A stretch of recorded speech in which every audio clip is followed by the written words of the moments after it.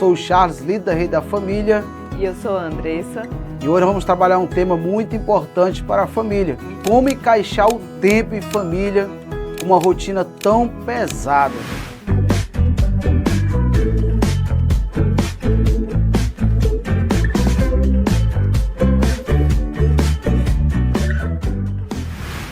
Nós sabemos que hoje nós vivemos em uma geração que nunca esteve tão conectada e ao mesmo tempo tão distante dentro da própria casa. Nós sabemos que os pais, os filhos estão sentados na mesa, mas ao mesmo tempo estão desconectados. Por quê? Cada um está olhando para uma tela diferente. Às vezes conversa com pessoas que estão totalmente distantes, mas muitas vezes deixamos de conversar com quem está ao nosso lado. É comum a gente ouvir: eu queria passar mais tempo com a família, mas a minha rotina não deixa. Mas será que o problema realmente é a falta de tempo? Ou será que, sem perceber, deixamos de priorizar aquilo que Deus considera prioridade? Nós sabemos que a família é o primeiro ministério que Deus nos confia. Antes de Deus confiar qualquer outro ministério ao homem, Ele confiou uma família. Foi assim desde Gênesis, no capítulo 2, versículo 24, que fala assim: por isso deixa o homem pai e mãe, e se une a uma só mulher, tornando-se dois, só uma carne. A família, ela não foi criada pela sociedade, ela é um projeto de Deus. Isso significa que cuidar da nossa casa não é apenas uma responsabilidade, e sim um chamado. Muitas vezes nós queremos servir a igreja, liderar pessoas, cumprir um propósito, mas nos esquecemos de que a nossa primeira igreja é dentro da nossa casa. E é ali que os nossos filhos aprendem a amar a Deus, e é ali que o nosso casamento é um testemunho sobre o Evangelho, e é ali que o nosso exemplo fala mais alto do que qualquer palavra. Prioridade não é o que dizemos, é o tempo que entregamos. Existe uma frase que merece nossa reflexão: aquilo que recebe o nosso tempo revela aquilo que realmente é prioridade para nós. E Jesus disse em Mateus 6:21, porque onde estiver o teu tesouro, assim estará também o seu coração.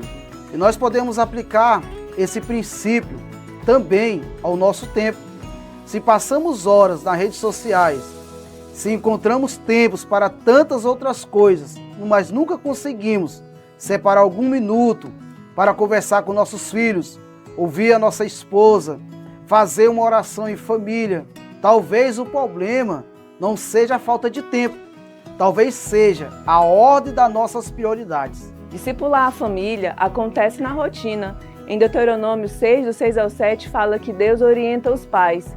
Estas palavras: você as ensinará a seus filhos, e delas falará sentado em sua casa, andando pelo caminho, ao deitar-se, ao levantar-se. Perceba que Deus, ele não fala de um culto semanal, ele fala de rotina, ele fala de enquanto caminham juntos, enquanto comem, enquanto vivem. E isso nos mostra que o discipulado ele começa dentro de casa, nos pequenos momentos, nas conversas durante as refeições, na oração antes de dormir, na maneira como tratamos uns aos outros. As telas, elas não podem substituir a presença. Nós sabemos que a tecnologia é uma ferramenta importante, mas ela nunca pode substituir os relacionamentos. Mas infelizmente muitas famílias já não conversam como antes. Cada um está no seu celular, cada um está assistindo a sua própria tela.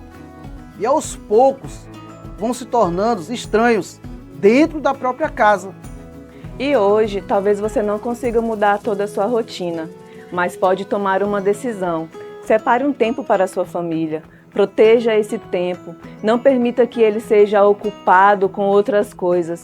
Pode ser um jantar, uma conversa, uma oração, uma leitura da Bíblia juntos. O importante não é a quantidade, é a intenção de demonstrar que a sua família continua sendo a prioridade. Então eu quero deixar uma frase que fala assim: nenhum sucesso profissional compensa o fracasso dentro de casa.